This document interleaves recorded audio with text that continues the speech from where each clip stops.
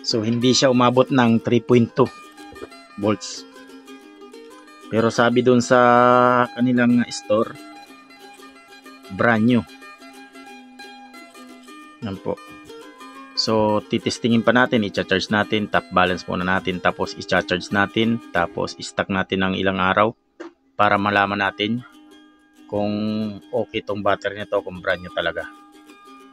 So yan po yung kanyang LW IFR 32700 3.2 volts. So update ko kay mga master pagka ito ay na-charge ko na at na-top balance ko na, at bubuuhin ko to pandagdag sa aking bagong bubuuhin na pansarili lang ito mga master.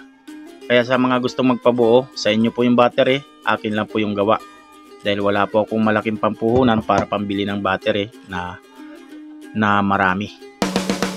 So hanggang dito na lang po muna mga ka-DIY. Update ko kayo sa susunod na upload.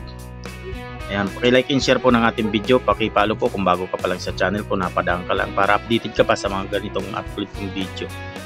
Maraming salamat sa inyong panonood mga ka-DIY. Update ko kayo sa battery na to kung maganda ba ito o hindi.